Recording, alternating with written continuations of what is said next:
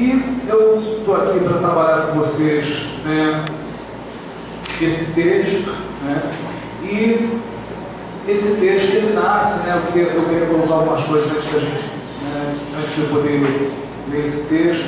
Esse texto nasceu, né, de uma pesquisa maior que eu estou fazendo a respeito da Igreja Católica norte-grandense, sobre o pensamento católico também, e nasceu especificamente, né, do resgate de uma série de livros, uma série de obras, que elas estão fora de edição, obras norte-grandenses, e especificamente esse livro ele se reveste de uma importância especialíssima. Eu acredito que seja um dos livros mais importantes da historiografia, né, do Estado. Principalmente, né, porque é a partir dele, né, que se iniciou todo o processo, né, que hoje em dia chegou, né, à beatificação dos protomártires de Cunhaú e Uruaçu. E, né, eu falei para vocês que o resgate desses livros, né, se deu, né, por meio dessa pesquisa, e o livro do Padre Herôncio, ele é um livro precioso dentro desse resgate. Quando eu comecei a fazer, né, a busca de vários desses livros, eu me espantei que esse livro tão especial ele não existia mais, né, nas bibliotecas do Brasil. Não sei, eu não sei se algum particular ele ainda tem o livro, mas o certo é que no Brasil só existe um exemplar. Né? Só existe um exemplar numa biblioteca setorial da USP, né? E fora do Brasil existe um exemplar na Universidade do Wisconsin. Né? Então, foi uma grande felicidade conseguir, né, digitalizar esse livro. A USP gentilmente retirou esse livro da biblioteca, digitalizou e disponibilizou para a nossa pesquisa. Então, eu acho, né, que só esse fato, né, da gente ter resgatado um dos livros mais importantes, né, para a historiografia do Rio Grande do Norte, eu acho que já satisfaz, né, grande parte do que a gente iniciou, né, em termos da pesquisa. Outro ponto também que eu acho interessante, né, ressaltar aqui é que esse texto, não especialmente esse texto, mas essa pesquisa, ele resgata um personagem, né, um intelectual norte-grandense, que é o Padre Cabral. O Padre Cabral, né, ele foi um dos grandes expoentes da direita, né, e do pensamento católico. Ele teve uma importância muito grande na década de 40 e 50, né, no Rio de Janeiro, no Rio Grande do Norte também, e dentro do pensamento católico. Então ele se faz presente dentro desse texto, embora seja um personagem menor aqui, né. E por último, eu acho que um ganho também historiográfico interessante reconhecer, eu acredito que eu tenha conseguido fazer isso, reconhecer um personagem que intriga muito, né, a historiografia norte-grandense, que é Jacó Rabi. Né? É um personagem que aparece constantemente, não apenas no livro do Padre Herôncio, mas em vários escritos de Cascudo e outros. Né? Eu acredito que dentro do texto eu vou conseguir trazer para vocês, né, essa especificidade. Bom, vamos lá. Passo a leitura agora. Padre Herôncio e a escritura dos holandeses no Rio Grande do Norte. Um exame historiográfico da invenção da identidade católica norte-grandense durante a década de 1930. O livro Os Holandeses no Rio Grande do Norte, escrito pelo padre Paulo Herôncio de Mello e publicado em 1937 no Rio de Janeiro pela editora ABC, é uma das obras mais importantes da historiografia norte-grandense e, ao mesmo tempo, uma das menos conhecidas pelos seus estudiosos. Já valeria essa indicação apenas pelo apontamento de que esse livro foi a origem da caminhada que levou à beatificação dos protomártires do Brasil, aos quais são dedicados monumentos, templos e feriados municipais e estaduais no Rio Grande do Norte. Porém, a relevância dos holandeses no Rio Grande do Norte para a historiografia é muito maior, uma vez que este livro influenciou diretamente inúmeros escritos, inclusive de autores de relevância nacional. Caso de Luiz Câmara Cascudo, assim como instigou a discussão acadêmica local e regional, por ter estabelecido um padrão de apreciação dos acontecimentos de 1645 nos engenhos Cunhaú e Uruaçu.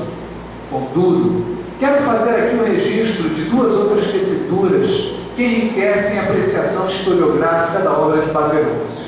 Primeiro, os holandeses no Rio Grande foi a base a partir da qual se constituiu a identidade e a espacialidade católica do norte rio-grandense, inventada em contrapartida à produção pernambucana e em sintonia com a da nação.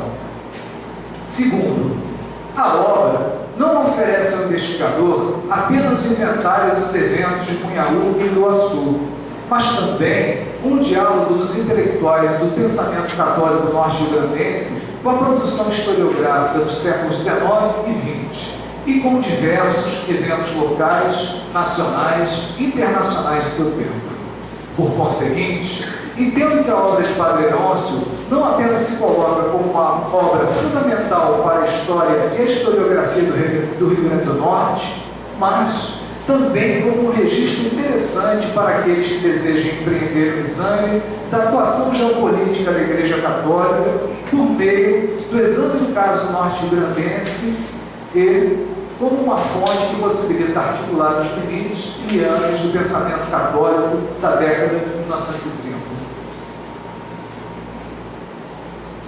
A capa do livro, que eu falei para vocês, Os Holandeses do Rio Grande do Norte, do qual só existe um exemplar no Brasil. Bom, vamos falar dele agora. O problema a ser enfrentado por aqueles que irão enfrentar a leitura dos Holandeses do Rio Grande do Norte é que a segunda edição do livro, em 1980, difere bastante da edição original.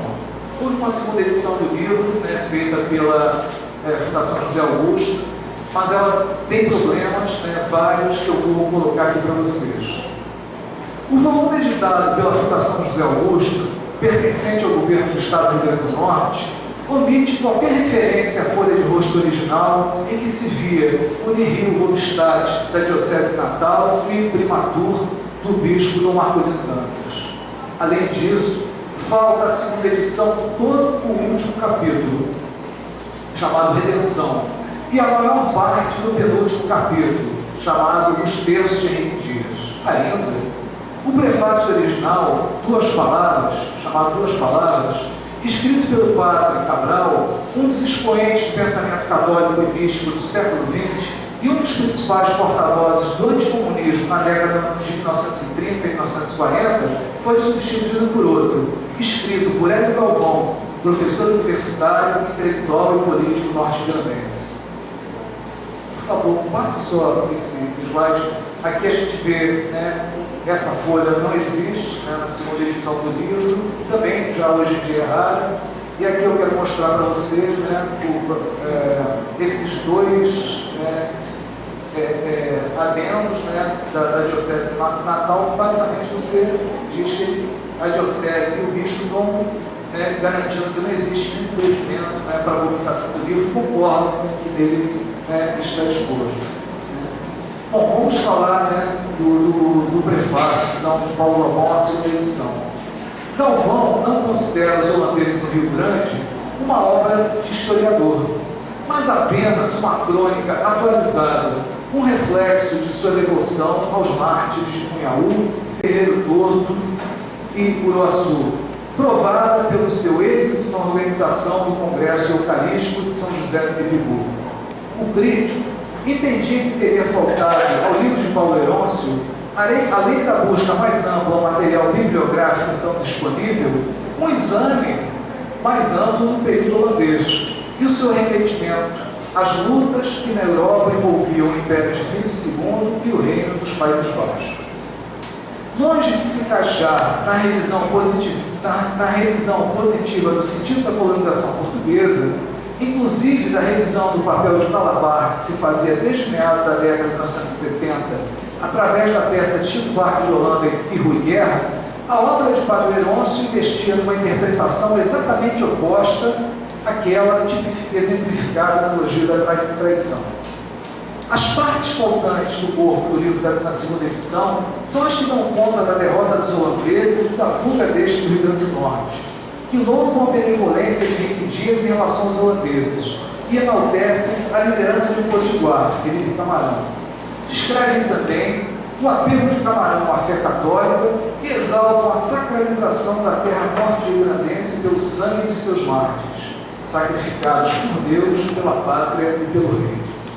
Por sua vez, o prefácio do Padre Cabral à primeira edição cuidava de fazer a ponte dos acontecimentos da década de 1930 com hoje da ocupação holandesa. Os exemplos da resistência aos colonizadores por meio da comunhão entre a religião e a pátria serviriam para forjar um sentido de nacionalismo e luta, abre aspas, contra os modernos calavares, fecha aspas, que procuravam entregar o Brasil ao comunismo ateu e aos colonizadores soviéticos. Contrapunha-se, assim, o internacionalismo fraterno de Cristo e a chefia do Papa, que residia no Vaticano, em Roma, ao internacionalismo anárquico e incendiário de Marx e a chefia de Stalin, aquartelado no Kremlin em Moscou. Finalmente, na folha de rosto se apontava que tanto o texto quanto o prefácio do Padre Cabral eram aprovados do ponto de vista moral e doutrinário pela Igreja norte-irlandense e aconselhados para a leitura de todos os católicos pelo seu bispo diocesano. Então, aqui a gente vê o índice, né, da primeira edição. Eu coloquei de modo para que, né, vocês, logicamente não dá para comparar com o livro da segunda edição, mas falam justamente os últimos capítulos e o prefácio, além daquela folha de rosto. Então a segunda edição, ela, né, tem muitos problemas, portanto a leitura da primeira edição ela é essencial para que a gente compreenda, né, o problema que estamos colocando. Devemos perceber, por essa breve indicação das diferenças entre as duas edições do livro de Padre Inócio, que pensar os holandeses no Rio Grande não é uma tarefa que se esgota no estudo de sua escrita, mas que necessita ser remetida a uma investigação da inserção enquanto produto histórico em seu tempo, o que nos leva a uma perspectiva de ter de operar a partir de uma desnaturalização das formas de sua apreensão historiográfica, por meio, portanto, de uma história da historiografia. Metodicamente, entendo que poderíamos prosseguir nossa tarefa pelo descortinamento sucessivo das formas de cognição que possibilitaram a escrita dos holandeses no Rio Grande do Norte, ou seja, investindo no primeiro momento nas relações que seguem essa obra no rol daquelas que foram produzidas pelo Padre Inócio, para no segundo momento buscar compreender as escolhas empreendidas pelo autor na feitura de sua obra, por exemplo, fonte, bibliografia, e finalmente, no terceiro momento, por meio dos subsídios encontrados, exaurir as relações com as obras que compreendemos pelo influenciado ou com as quais dialogaria, de modo a explicitar as condições, formas e funções de sua abertura historiográfica. Operaríamos, assim, por um percurso que caminharia do estudo da escrita, da historiografia, para seu estudo crítico, a história da historiografia. Contudo, acredito que perderíamos algo que procuramos explicitar justo no título do nosso texto: a ideia da invenção.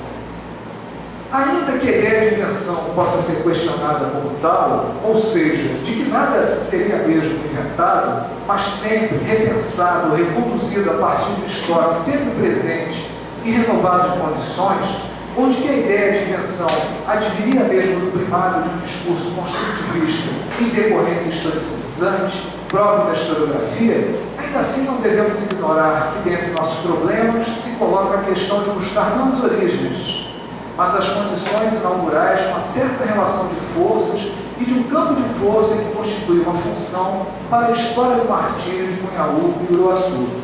Eu acho que isso que eu estou colocando, né, sim, é um diálogo que tem sido publicado recentemente na revista História da Historiografia, né, principalmente, que hoje em dia, né, está no topo da produção do nosso campo, especialmente o texto de Valdei, da UFOP, que foi publicado há pouco, mas também com o que foi falado na mesa pouco antes de eu entrar, né, principalmente a ideia de que a historiografia ela deve buscar, né, se aproximar do tempo presente, procurar entender os problemas, né, que enfrentamos no cotidiano. Sim, é justamente esse tipo de coisa que eu estou apontando. Metodicamente, teoricamente, é possível fazer isso por meio da história, da historiografia, desde que sigam, né, certos, né, critérios. É necessário, portanto, seguir certos critérios para que essa tarefa, né, aqui anunciada seja, né, alcançada. É isso que eu estou propondo. No caso, escolho prosseguir nossa tarefa aproveitando novamente o prefácio de Hélio Galvão para a segunda edição dos Holandeses no Rio Grande, investindo por meio de sua desconstrução para compreender as escolhas de Padre Leôncio em relação aos processos aos quais ele escolhe se integrar. Como vimos, Galvão coloca o Congresso Eucarístico de São José do Pipibu como uma prova da devoção de Padre Leôncio aos mártires, o que, em seu julgamento, conduziria às escolhas da feitura do livro. O livro seria uma obra de devoção realizada nas condições do campo religioso ao qual estava integrado, na Igreja Católica.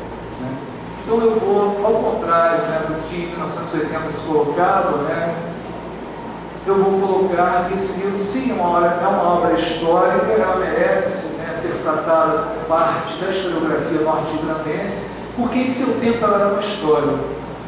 Sim, em seu tempo ela fazia parte do campo histórico e reflexionava por isso.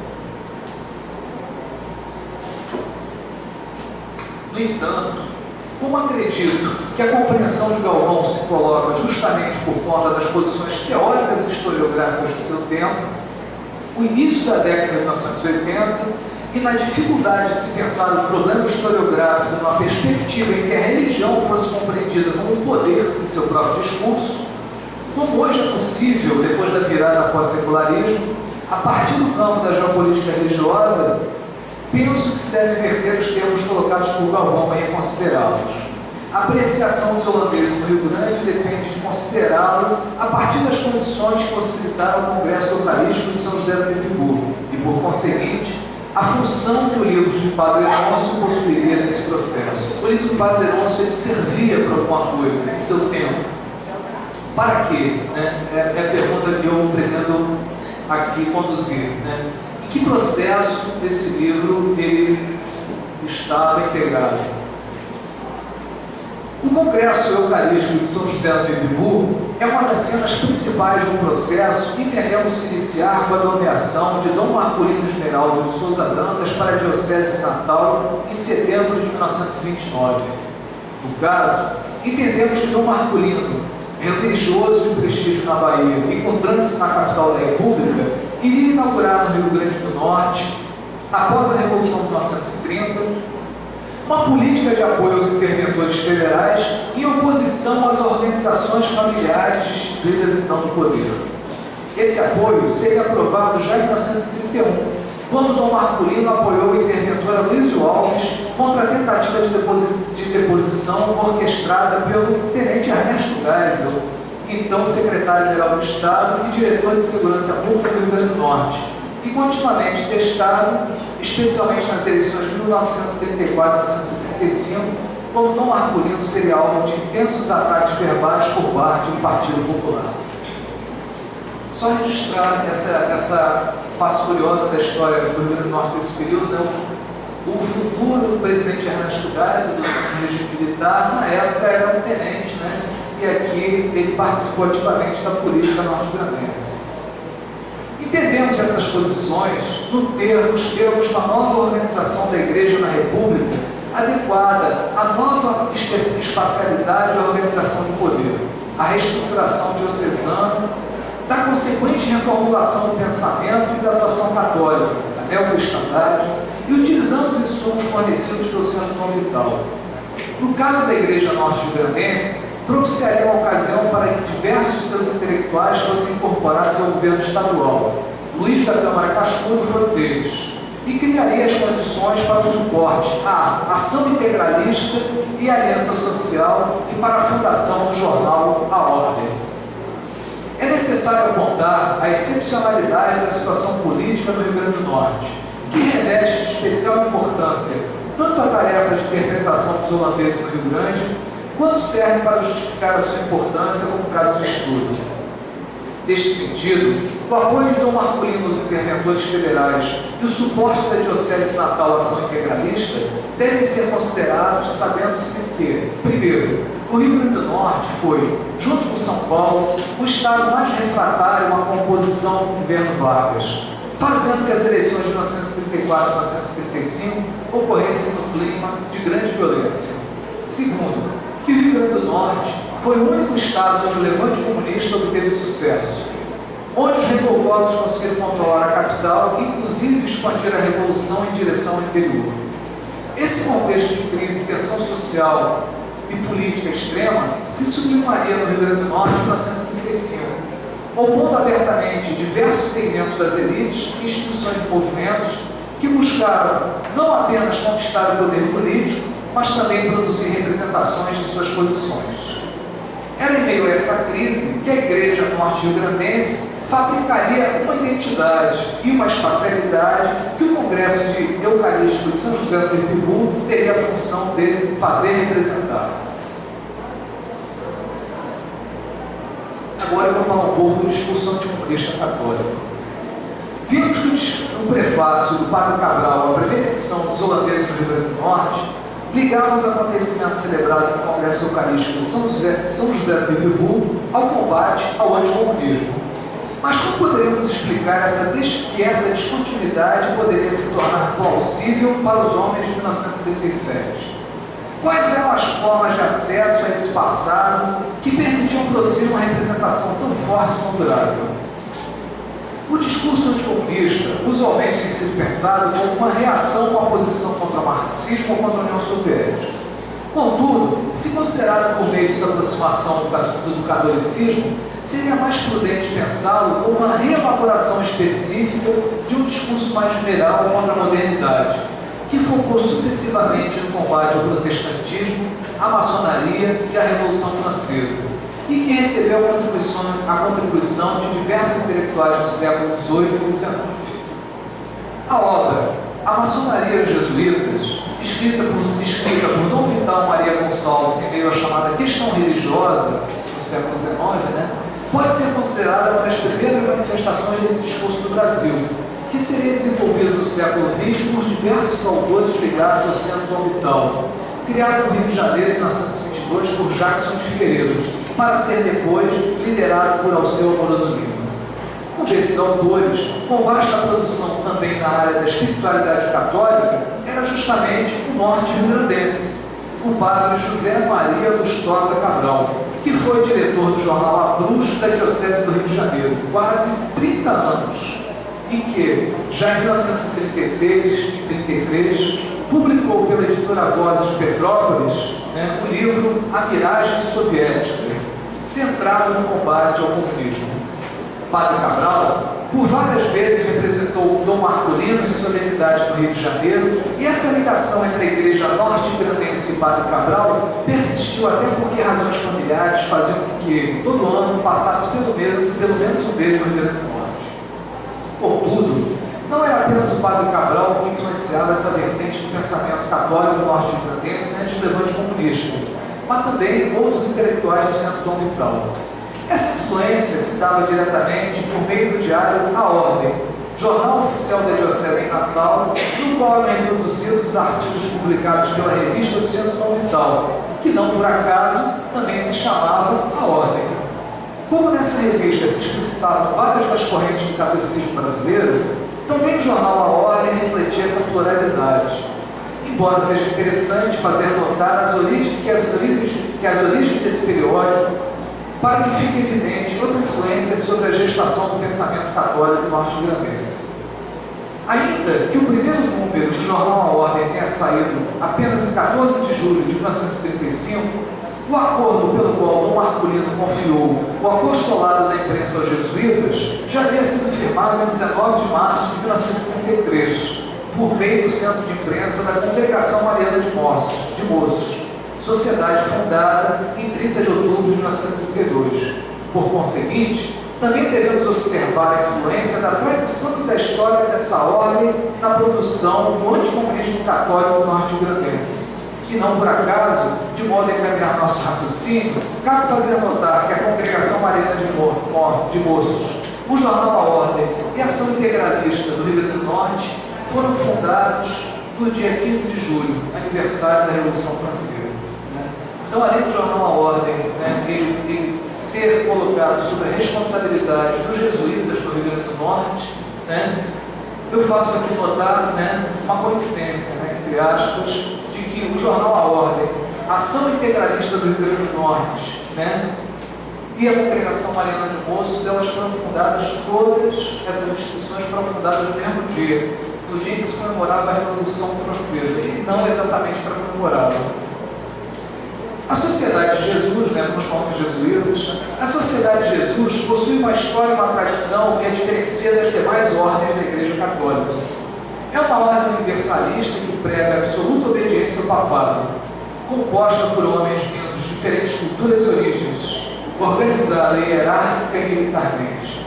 Seu fundador foi ex-soldado e deliberadamente utilizava metáforas militares para descrever a Sociedade de Jesus enquanto uma unidade de elite que possuía um general à sua frente e cujos membros deveriam se pensar como soldados para Jesus e para uma fé verdadeira.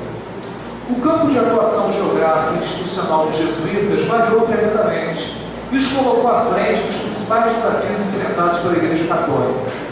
Nesse sentido, seu pensamento e sua atuação apresentaram uma coerência com sua história e com sua tradição. Os jesuítas foram a tropa de choque da Igreja na Contra-Reforma e representaram sempre o papel de uma Igreja católica militante e organizada.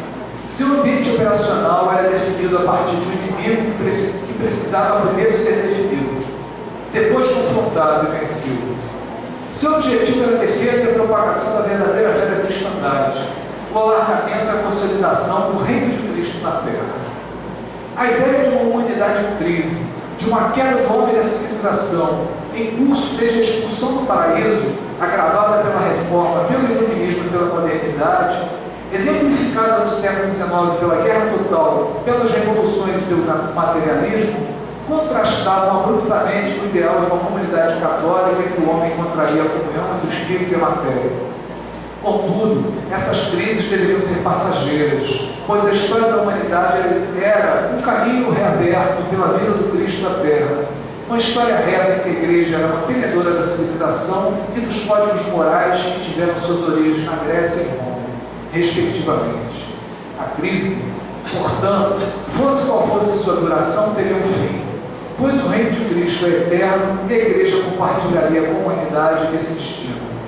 Essa ideia de história e o pensamento acerca da queda do homem, especialmente refinado no século XIX, era ajustado pelos jesuítas na ação e no pensamento, influenciando, por sua vez, o intelectual e os outros religiosos católicos. No livro A Miragem Soviética, Padre Cabral já fazia, em 1933, a analogia entre as perseguições movidas pelos Césares com a resistência dos mártires e combatentes da fé, assim como apontava a contínua insurgência das falsas doutrinas e o esforço da Igreja em fazer a civilização ressurgir depois das invasões dos bárbaros. Esse sentido também era entrevisto do Padre Leôncio, em 1937, no artigo Barbárie e Civilização. De um lado, o patrimônio sagrado da civilização cristã, do outro, o regresso à barbárie, a volta do homem ao estado selvagem, o rebaixamento da personalidade humana, pela negação de Deus e consequente negação da vida futura, pelo predomínio da matéria, com o absolutismo das paixões, pela destruição da família e corrupção da sociedade. A diferença entre os dois textos, o de Padre Leôncio e o Padre Cabral, além do reforço proporcionado a leitura proporcionada pelo Levante Comunista, era a Guerra Civil Espanhola. Então a gente está falando aqui de textos separados no tempo e falando de um sentido da história que os jesuítas e os intelectuais católicos possuíam. E esse sentido ele era, por um lado, recortado pelo Levante Comunista em Natal e, por outro, pela Guerra Civil na Espanha. A Guerra Civil na Espanha foi o primeiro dos dois grandes temas que impulsionaram o pensamento católico norte-irlandês no período da organização do Congresso Eucarístico de São José do Rio Preto. A Espanha era vista pela ótica de ser um país católico, tomado pelos comunistas, em que os católicos, a religião, a igreja e as relíquias eram mortos, perseguidos e destruídos. Sucessivas notícias do jornal A Ordem davam conta de atrocidades sem par. E a metáfora, os novos bárbaros, era constantemente evocada em referência aos republicanos. E a reação a estes era saudada como um esforço em que os católicos deveriam apoiar sem restrições. Um episódio da luta na Espanha moveu profundamente o imaginário católico norte-rio-grandense e suscitou manifestações mesmo em pequeninas cidades do interior do estado. Foi a defesa do Alcazar de Toledo. Do ponto de vista jornalístico, a própria duração do sítio movido pelas forças republicanas ao baluarte nacionalista, durou 70 dias, o sítio. Do dia 22 de julho até o 28 de setembro de 36, impunham uma cobertura atualizada e quase diária. Além da sucessão de episódios dramáticos que eram enfatizados pelo caráter geral da Guerra Civil Espanhola, uma notícia, sobretudo, magnetizou a leitura católica. Prova disso é que foi repetida pelo jornal A Ordem no dia mesmo em que, em 1936, se comemorou o padroeiro de Ruaçu, pouco depois da inauguração do Congresso Eucarístico de São José do Pipiburgo. Segundo o jornal, nos primeiros dias do cerco do Alcazar, o coronel Moscardo, líder da resistência, foi chamado ao telefone. Do outro lado da linha estavam os atacantes, que lhe comunicaram que seu filho estava prisioneiro e que, caso o Alcazar não se rendesse, ele seria fuzilado imediatamente. O filho do Moscardo seria fuzilado imediatamente. Depois, passaram o telefone para que o filho de Moscardo falasse com o pai. Moscardo respondeu o seguinte para o filho que lhe perguntou como deveria agir: diga, viva a Espanha, viva o Cristo Rei, e morra como herói. Note-se que o lema do próprio Congresso Eucarístico de São José do Pipiburgo, organizado pelo Padre Alonso, era: louvado seja o Santíssimo Sacramento. A frase derradeira de Matias Moreira, martirizado pelos holandeses protestantes, segundo a explicação do jornal A Ordem. Para que entendamos essa remissão, devemos trabalhar no segundo grande tema que impulsionou o pensamento católico. Este foi a discussão do tricentenário da chegada de Nassau a Pernambuco. Desde maio de 1936, o jornal A Ordem veio inaugurado o debate, com a participação dos principais intelectuais norte-grandenses a respeito das comemorações da chegada de Nassau a Pernambuco, promovidas pelo governo daquele estado.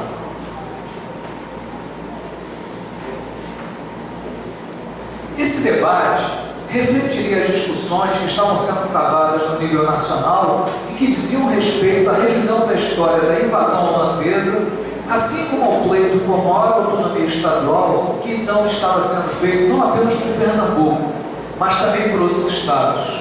A discussão incluía, então, um problema diretamente ligado ao Rio Grande do Norte, a disputa acerca da naturalidade de Felipe Camarão, que era disputado também pelos historiadores pernambucanos. De modo geral, se criticava o fato de que Nassau era então visto como pertencente à história brasileira, sendo esquecida sua condição de invasor e de seu papel de agente dos colonizadores, e de uma política geral de perseguição dos nacionais, da cultura lusitana e da religião católica.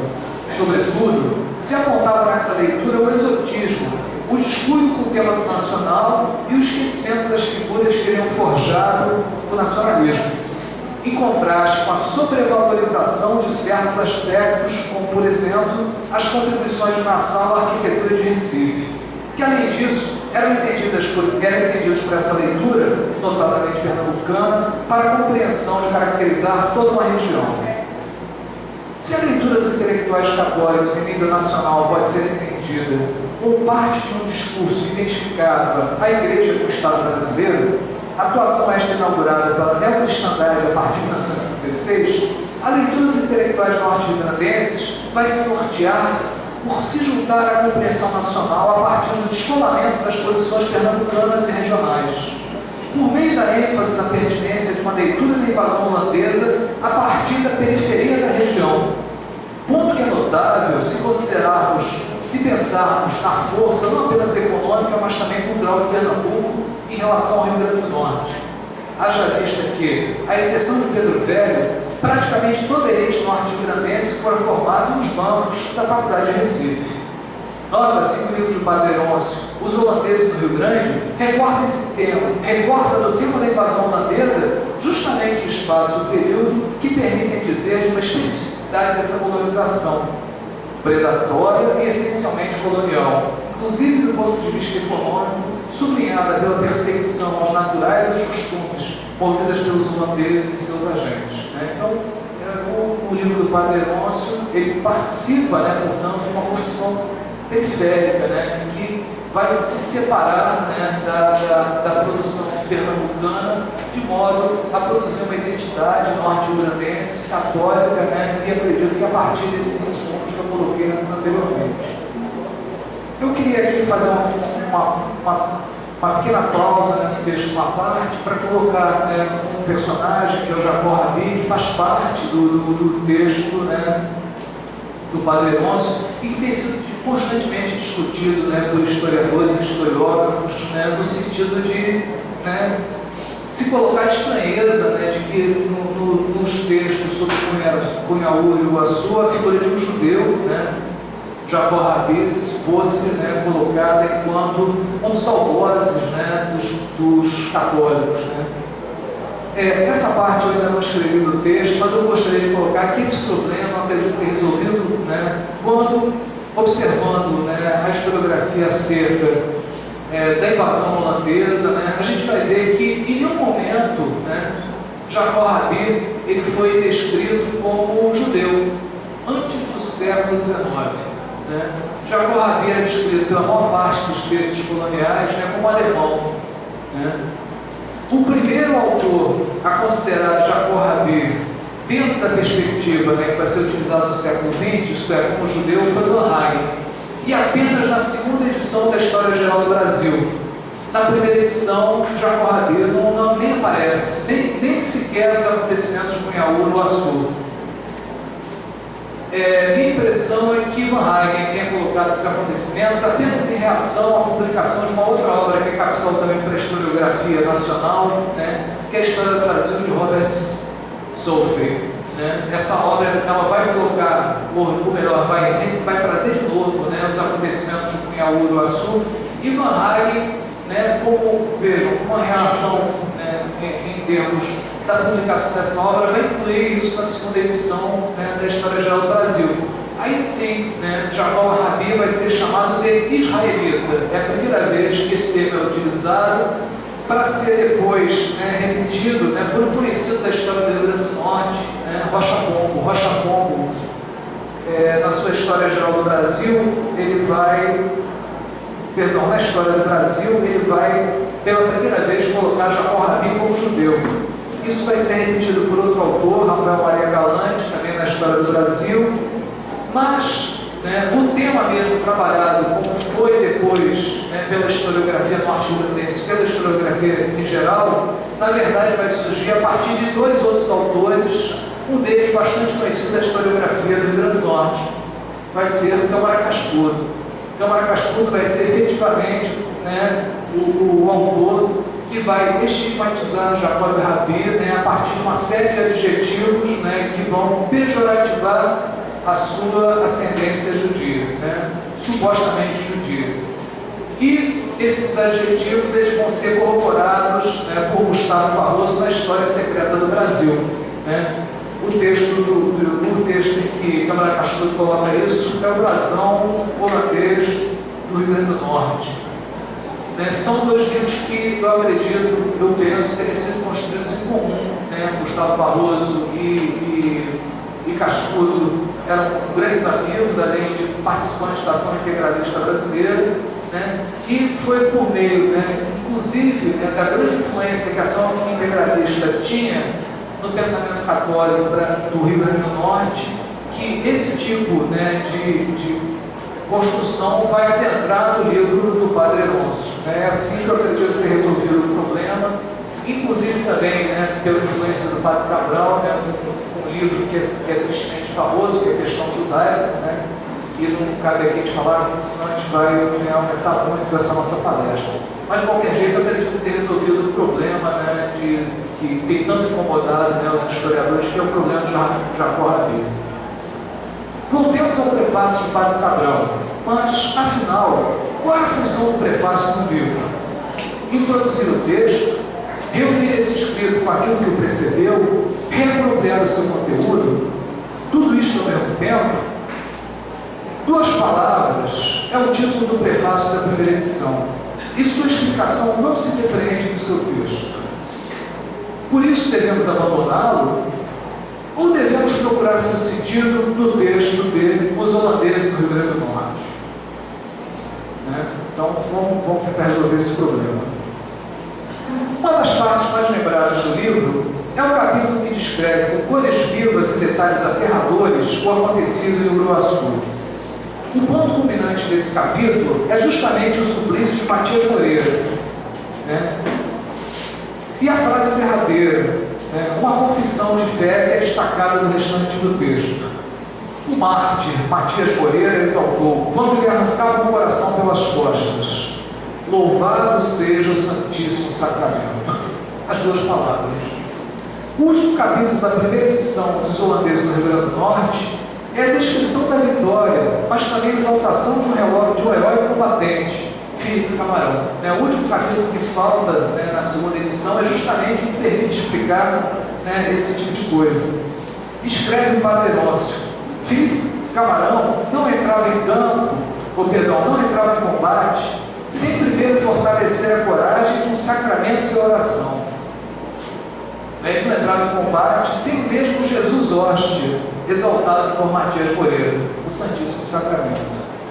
Essas duas palavras, Santíssimo Sacramento, ensinam também o escudo do segundo Congresso Eucarístico do Rio Grande do Norte. Aqui é o prefácio, duas palavras, né, que é ele que nós estamos trabalhando agora, que também não consta da segunda edição. Passa a frente, por favor. De novo. Esse é o livro Unidade Soviética. Eu trouxe mais com curiosidade, né, o livro de Padre Cabral, e aqui, né, o emblema do Congresso Eucarístico. Por favor, peço para vocês, né, que observem, né, esse emblema. Essas duas palavras, Santíssimo Sacramento, ensinam também o escudo do segundo Congresso Eucarístico do Rio Grande do Norte. Né? Então, vou apontar aqui para que vocês vejam melhor. Né?